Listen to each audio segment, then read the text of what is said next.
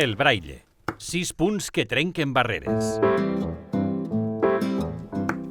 Història del sistema Braille. Aquest 2025 celebrem que ara fa 200 anys, Louis Braille, un jove de 16 anys, va inventar el sistema de lectoescriptura que fem servir les persones cegues i que porta el seu nom.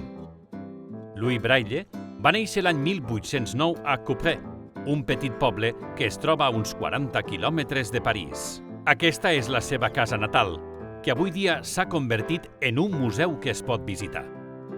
Alguns contes infantils, com els 6 clauets màgics de Miquel Albert Soler, amb il·lustracions d'Òscar Julve, expliquen, com podeu veure a les imatges, la història d'aquest inventor que va obrir les portes de la cultura i l'alfabetització a les persones cegues.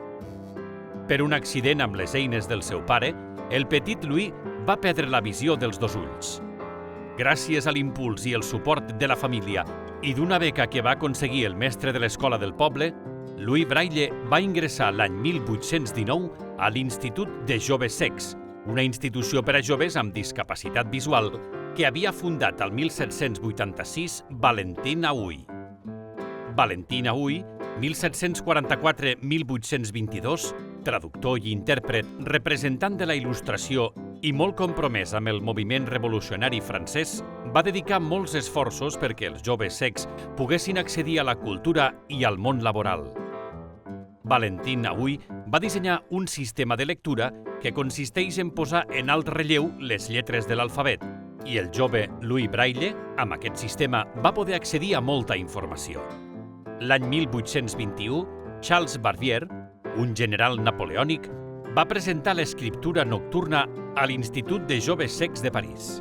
Allà, Louis Braille i els seus companys van conèixer aquest mètode de ratlles i punts en relleu que volia ser un sistema tàctil secret per enviar comunicacions entre els oficials i els comandaments que estaven fent la guerra.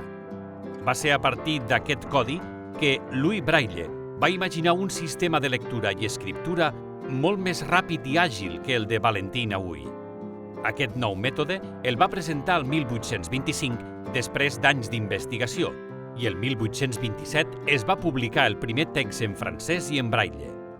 El sistema Braille, publicat al 1829, no es va adoptar a França fins al 1854 i fins al 1880 no podem dir que es va acceptar unànimement a tota Europa.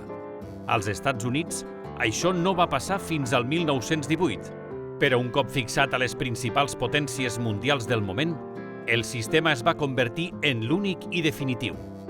I així segueix fins a dia d'avui. Louis Braille va morir de tuberculosi als 43 anys, l'any 1852, sense el reconeixement oficial del seu sistema i sense saber que, poc després, ja s'utilitzaria a molts països. Les seues restes es troben a la cripta del Panteó de París. Només les seves mans es troben al cementiri del seu poble natal.